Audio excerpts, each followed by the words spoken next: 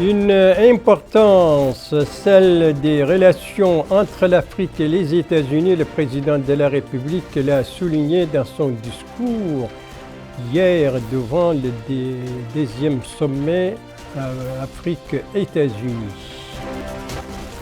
Une audience, celle accordée par le président de la République aux représentants de la communauté mauritanienne vivant aux États-Unis, c'était hier soir dans sa résidence à Washington.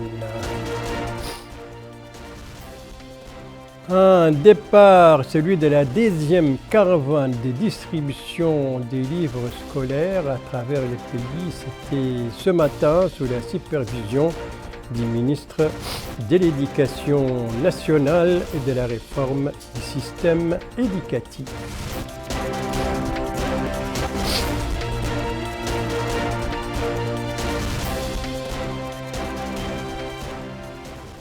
Voilà donc pour les principaux titres de votre journal et c'est parti mesdames, mademoiselles, messieurs, bonsoir et bienvenue à votre 22h de ce vendredi 16 décembre 2022. 22h à Nouakchott, 5h de moins à Washington, la capitale américaine où il est actuellement 17h. Washington qui vient d'abriter les travaux du deuxième sommet Afrique-États-Unis en présence du président de la République, M. Mohamed Ould Cheikh El Ghazouani, le président de la République, qui, je le souligne, est intervenu devant ces assises. Il était le deuxième à intervenir pour justement présenter la situation en Mauritanie sur les différents domaines, mais aussi pour souligner l'importance des relations entre les États-Unis et l'Afrique. L'Afrique, le continent, est le plus touché par les crises actuelles, qu'elles soient sécuritaires ou climatiques. Et c'est pourquoi, dit le chef de l'État, le continent connaît actuellement une nouvelle dynamique et c'est pourquoi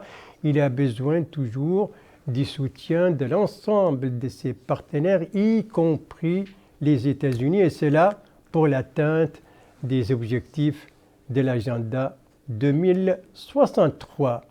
L'intégralité de ce discours en français avec Mohamed Khattat.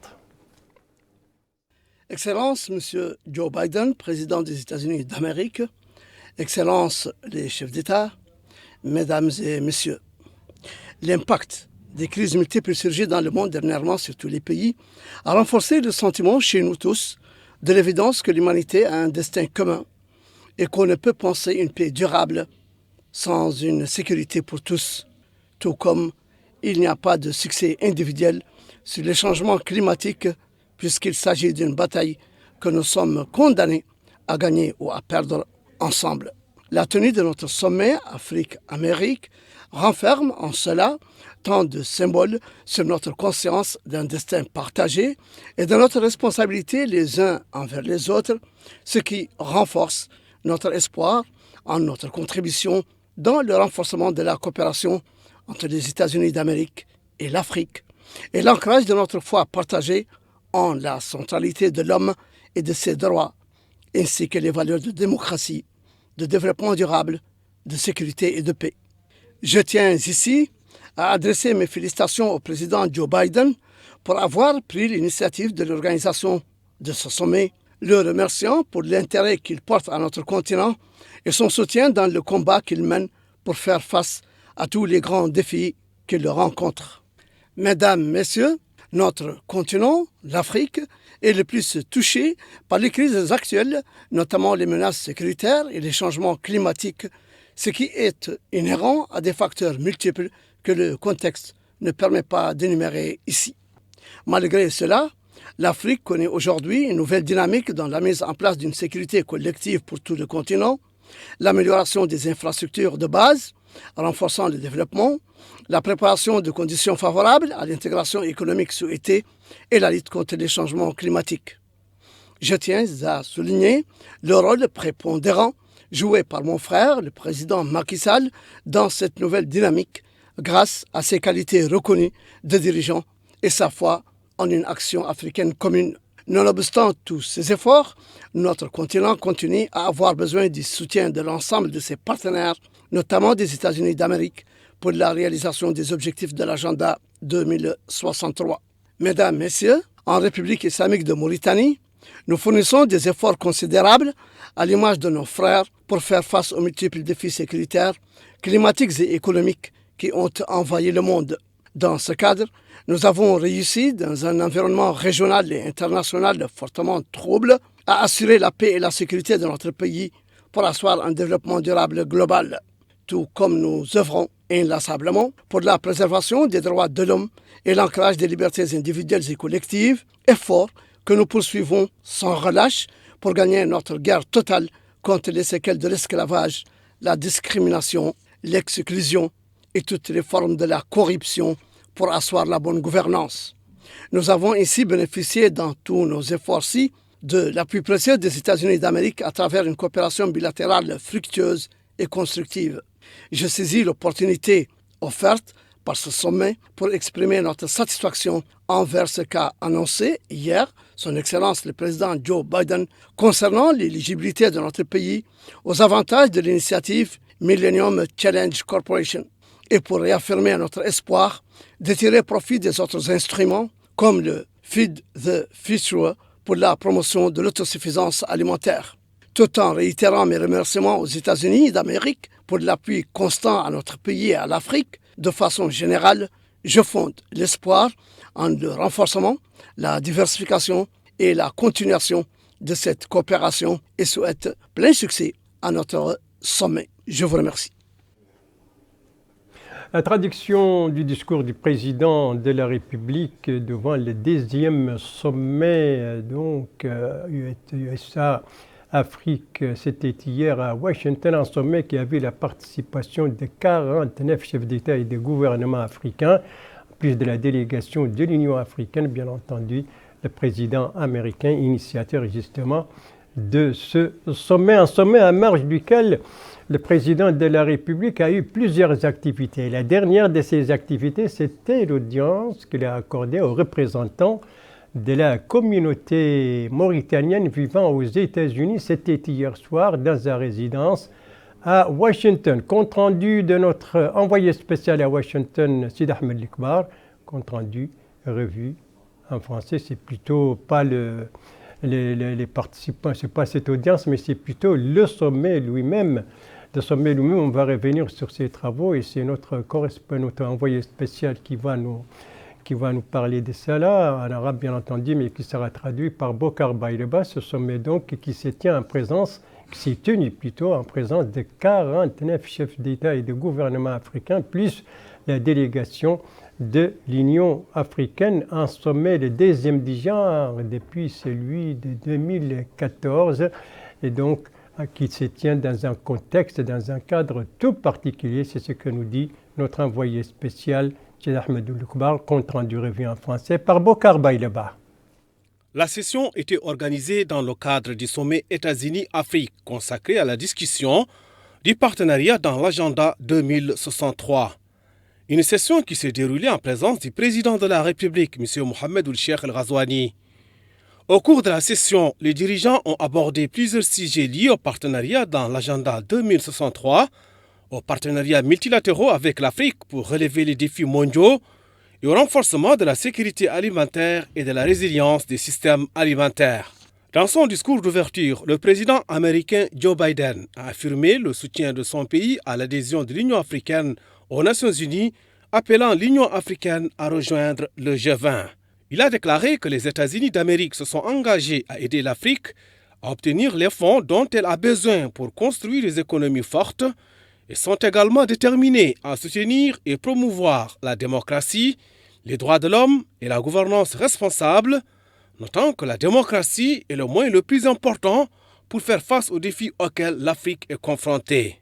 Joe Biden a souligné qu'il a chargé l'un des diplomates les plus éminents pour mettre en œuvre les conclusions et recommandations de ce sommet, soulignant que l'Afrique est un partenaire stratégique pour les États-Unis d'Amérique.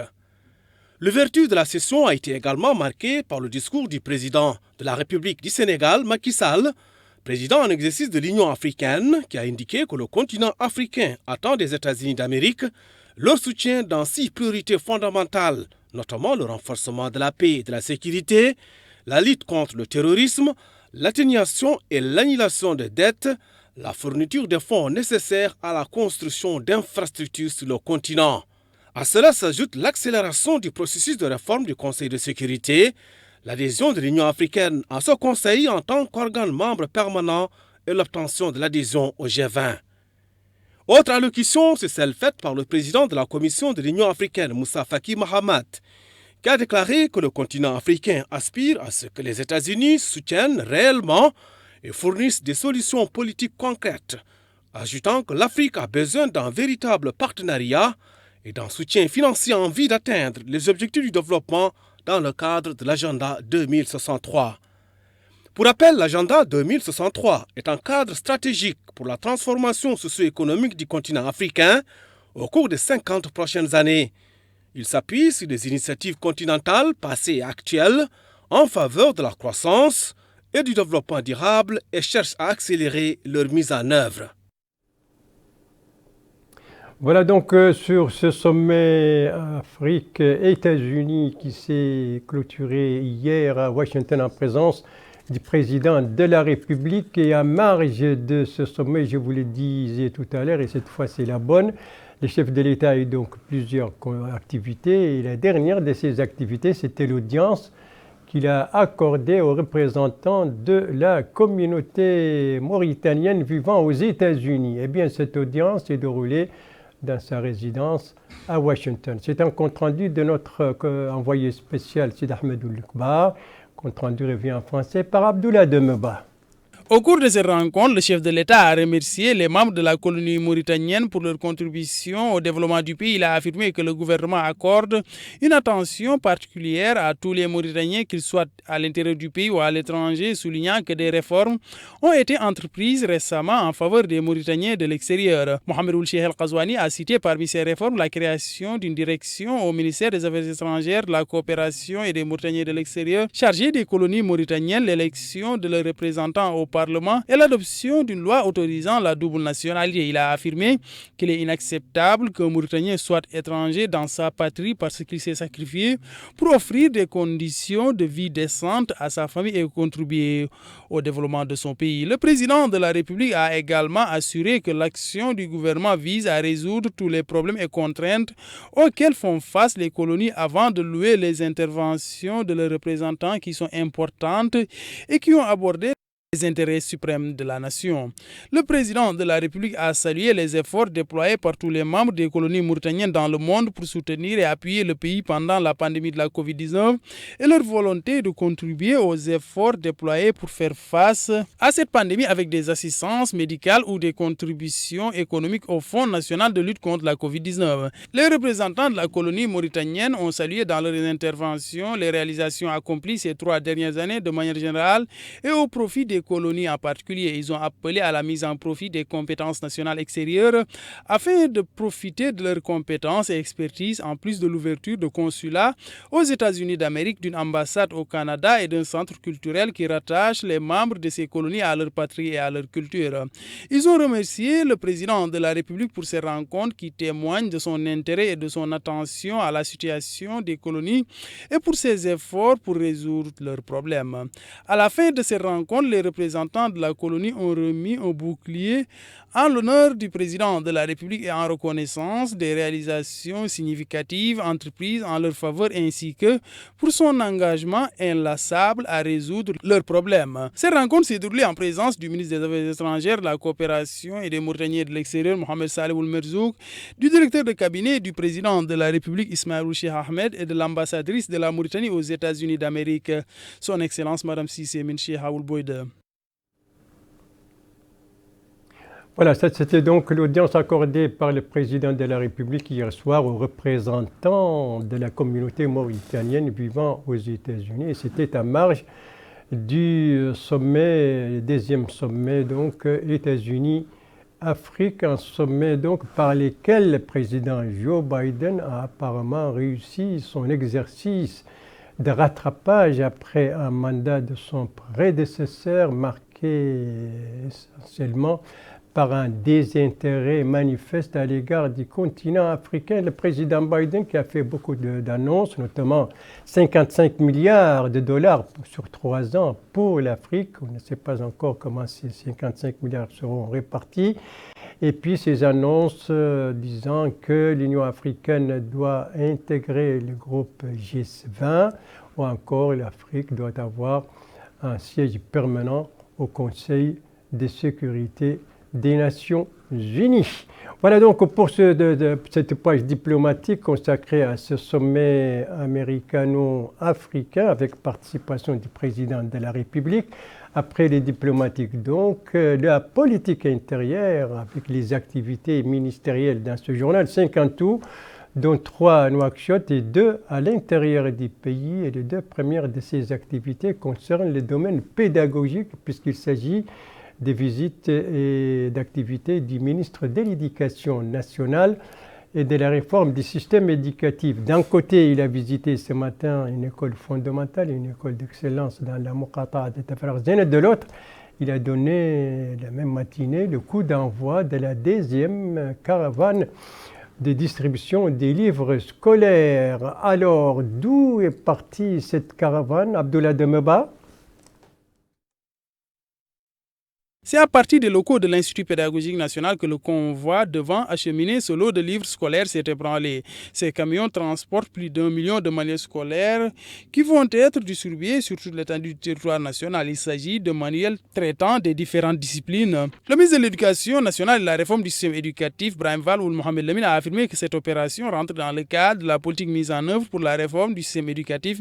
Il a aussi indiqué qu'au cours du premier convoi, coïncidant avec la rentrée scolaire, plus de 1 600 000 livres ont été convoyés en direction de l'intérieur du pays. Présentement, souligne-t-il, plus de 1 400 000 manuels pour le primaire et le secondaire vont s'ajouter à ce premier lot afin de faciliter la disponibilité du livre scolaire aux apprenants.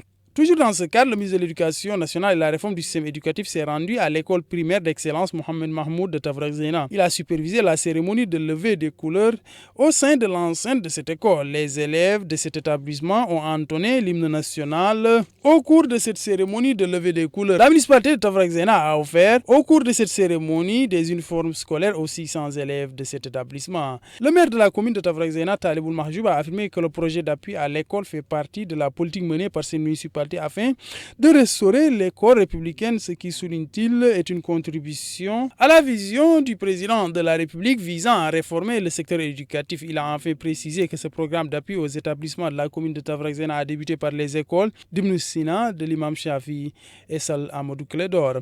Le directeur de cette école, Nabab Saïd, a pour sa part apprécié ce geste de la commune de Tafarakzena. Il a en outre salué la supervision de cet événement par le ministre de l'Éducation nationale et de la réforme du système éducatif. Le ministre a à la fin visité les salles de classe de cet établissement. Voilà donc une visite dans une école fondamentale à Tafarakzena, autrement dit l'école d'excellence pour le Tlamid, et le coup d'envoi de la 2e caravane de distribution des livres scolaires à travers le pays, des activités, toutes les deux ce matin, et toutes les deux étaient supervisées par le ministre de l'Éducation nationale et de la réforme du système éducatif. Son collègue de l'agriculture, lui aussi, a supervisé aujourd'hui également à Nouakchott une cérémonie dans le cadre de la coopération entre la Mauritanie et le Maroc. De quoi s'agit-il? Élément de réponse avec Mohamed Khattat. C'est un don du Royaume du Maroc, à travers l'Office chérifien des phosphates, de 5 000 tonnes d'engrais qui visent à soutenir la politique de souveraineté alimentaire de notre pays et à lutter contre l'insécurité alimentaire. L'occasion pour le ministre de l'Agriculture, M. Yahya Ould Ahmed Louakf, de se déclarer heureux d'assister à cette cérémonie de réception d'une quantité considérable d'engrais, dont du Royaume frère du Maroc, dit-il, pour soutenir les efforts du gouvernement visant à promouvoir le secteur agricole pour jouer le rôle qui est le sien en vue de l'atteinte de l'autosuffisance alimentaire.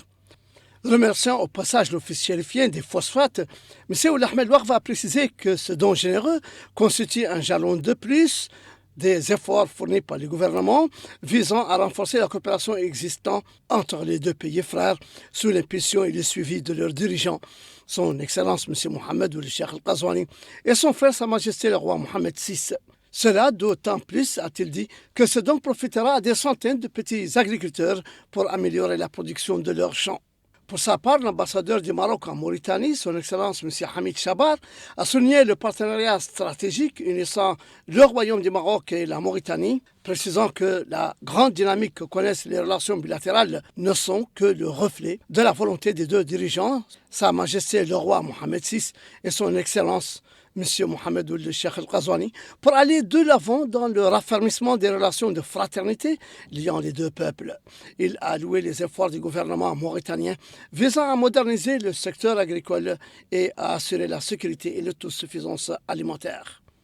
À son tour, le directeur de l'Office chérifien des phosphates, branche Afrique, M. Mohamed Anwar Jalali, a rappelé la profondeur des relations entre les deux pays, précisant que la Mauritanie a été l'un des principaux pays retenus pour bénéficier de cette initiative, avec 5 000 tonnes d'engrais devant profiter à 50 000 petits agriculteurs.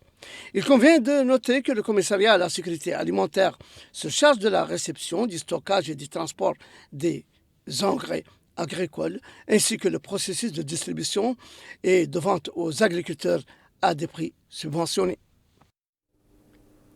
5 000 tonnes d'engrais dont du Maroc à la Mauritanie, dont réceptionné ce matin par le ministre de l'Agriculture en présence de la commissaire à la sécurité alimentaire. C'était donc à Nouakchott, bien entendu. Voilà donc pour les 3 activités ministérielles qui avaient pour cadre Nouakchott. Les 2 autres activités ministérielles restantes ont pour cadre l'intérieur du pays et concernent le ministre de l'Emploi et de la formation professionnelle. Il s'agit de 2 visites qu'il a effectuées. L'une à Kifa, c'était hier. L'autre à Ayoun, c'était aujourd'hui, des visites pour des établissements de formation technique et professionnelle. C'est des comptes rendus qui nous ont été communiqués par nos bureaux régionaux dans ces 2 capitales régionales, comptes rendus revus en français par Bokar Baïleba. La Mauritanie s'emploie pour moderniser la formation professionnelle. Objectif, donner aux jeunes apprenants les clés d'une insertion réussie sur le marché de l'emploi.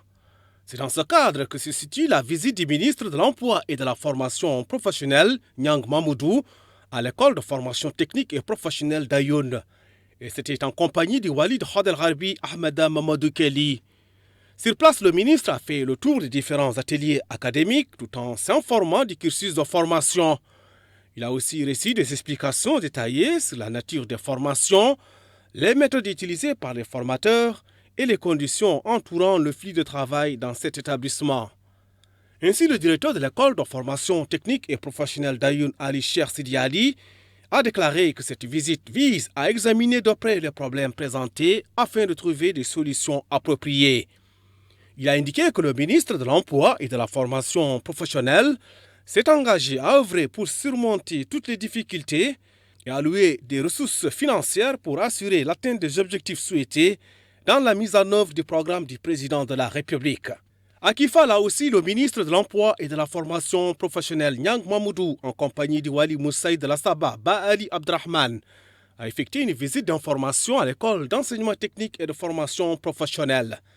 Ainsi, il a visité les différentes ailes de l'école et pris connaissance de spécialités qu'elle dispense, telles que la mécanique auto, la couture, le commerce, la plomberie, l'électricité, entre autres. Il a en outre été édifié sur les formations et les conditions de travail ainsi que les principales difficultés. Au terme de la visite, le directeur de l'école d'enseignement technique et de formation professionnelle de Kifa, El Morteji Moula Idriss, a affirmé que le ministre est venu avec un message clair du président de la République, se résumant en l'information sur les difficultés que rencontrent les élèves et les enseignants, précisant que tous les problèmes sérieux de l'école ont été transmis au ministre qui a promis de les prendre en considération. Il a ajouté que le ministre a promis la construction de nouveaux locaux pour l'école d'enseignement technique et de formation professionnelle de Kifa, qui a déjà bénéficié d'un terrain de 7 hectares octroyé par le ministère de l'Habitat, de l'Urbanisme et de l'Aménagement du Territoire. En définitive, l'État s'engage à moderniser les établissements de formation professionnelle en améliorant les pratiques pédagogiques et en renforçant le pilotage des écoles à travers des projets cohérents pour répondre aux besoins du marché de l'emploi. Les activités du ministre de la Formation de l'Emploi et de la Formation professionnelle à Kifa et à Ayoun. Voilà donc pour les activités ministérielles. Ils étaient en tout 5, dont 3 à Nouakchott et à l'intérieur du pays. Après les activités ministérielles, l'actualité parlementaire, et nous devons voir les images, eh bien, l'actualité parlementaire qui se résume ce soir en 2 réunions de la Commission des finances. Une des réunions c'est aujourd'hui, c'est dont on voit les images, consacrée à l'examen du budget du ministère de l'Hydraulique et de l'Assainissement, budget donc défendu devant la Commission par les ministres en personne. Un budget qui se chiffre à 2 371 218 322 nouvelles ouguillas.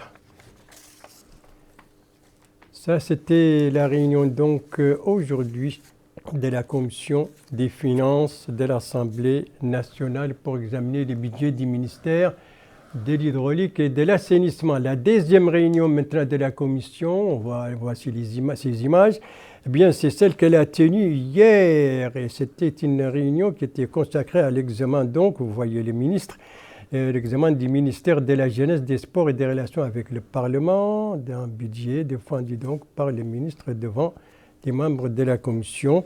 Un budget qui s'est le chiffre à 2 209 417 346 nouvelles ouguillas.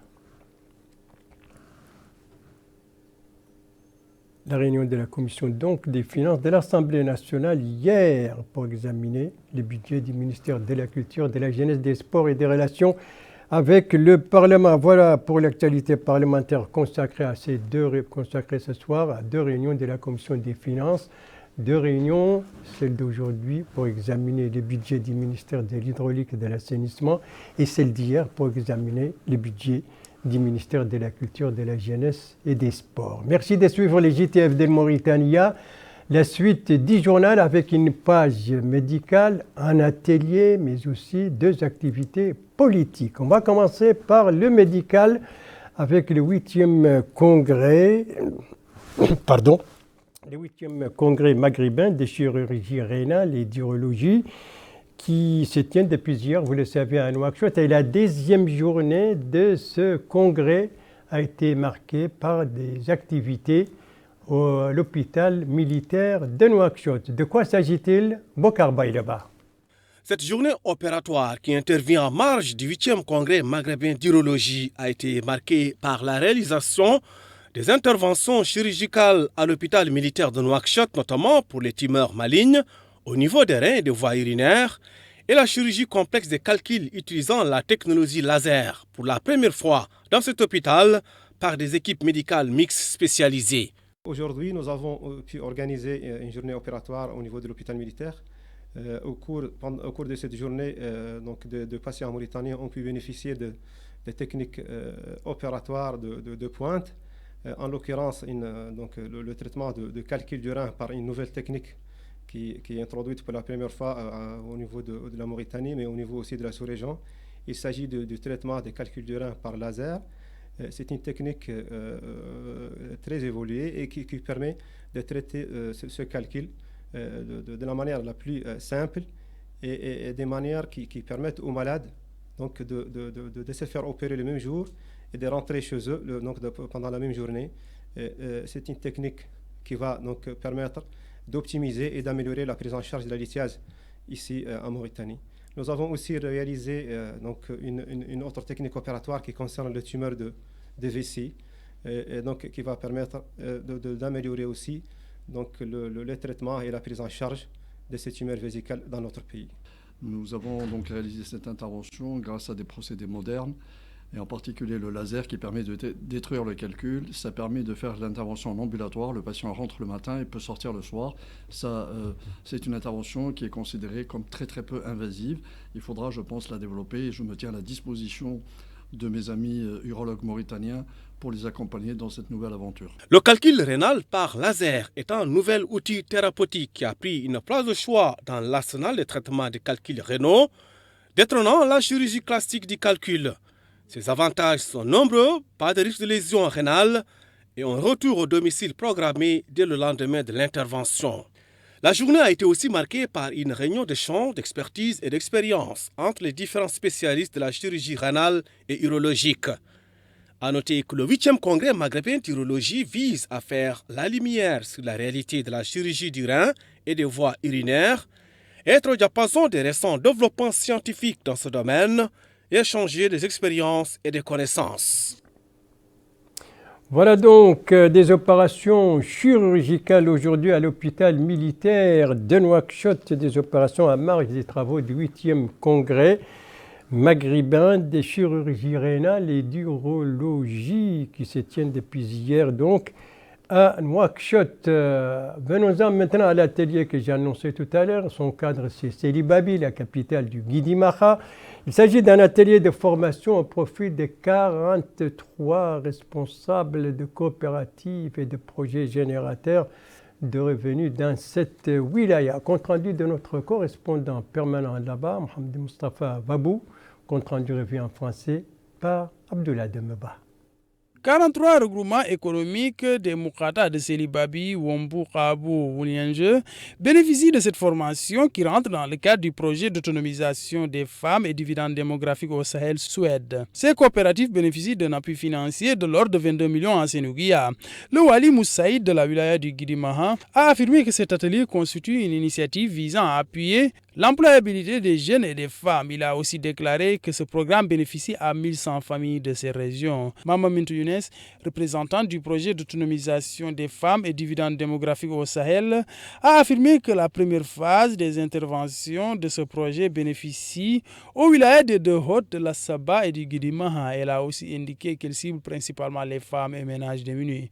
Cet atelier s'étale sur 2 jours.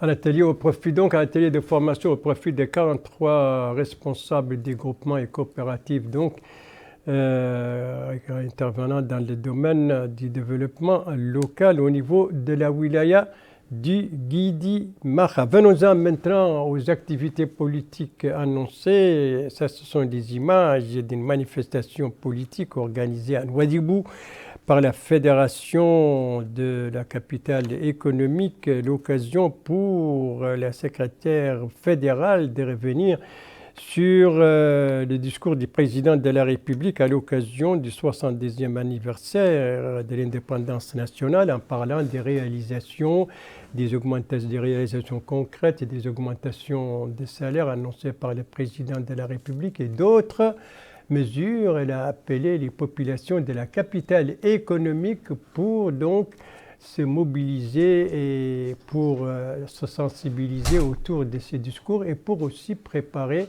l'arrivée du président de la République, l'arrivée de la prochaine visite du président de la République dans la capitale économique. Les réalisations du président de la République ont été également évoquées par un autre parti politique. Il s'agit de l'Islah. Et ça, c'est à Nouakchott et c'est à l'occasion donc de l'ouverture du nouveau siège de sa section au niveau de Tevrar Zena.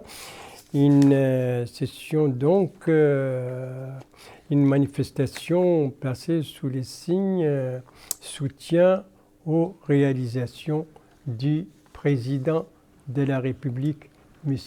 Mohamed Cheikh El Razouani, et les responsables donc, du parti a dit que cette manifestation et l'ouverture de ce nouveau siège entrent dans le cadre donc, des préparatifs des prochaines échéances électorales. Et c'est sur ces activités politiques que s'achève ce journal. Merci à vous, Madame, Mademoiselle, Monsieur, de l'avoir suivi. Merci bien entendu aux équipes rédactionnelles et techniques qui ont participé à sa conception. Je vous en rappelle les principales informations. Ici, nous sommes à Washington, le président de la République devant le 2e sommet USA-Afrique pour souligner l'importance des relations entre les deux parties et pour présenter aussi la situation en Mauritanie dans les différents domaines économiques, politiques et sociaux. Ici, le président de la République, toujours à Washington, il a accordé une audience aux représentants de la communauté mauritanienne vivant aux États-Unis, en échange entre le sommet et la base. Et ici, nous sommes à Nouakchott. C'était ce matin le coup d'envoi de la deuxième caravane de distribution des livres scolaires à travers le pays. Cérémonie à partir de l'IPN, supervisée par le ministre de l'Éducation nationale et de la réforme du système éducatif.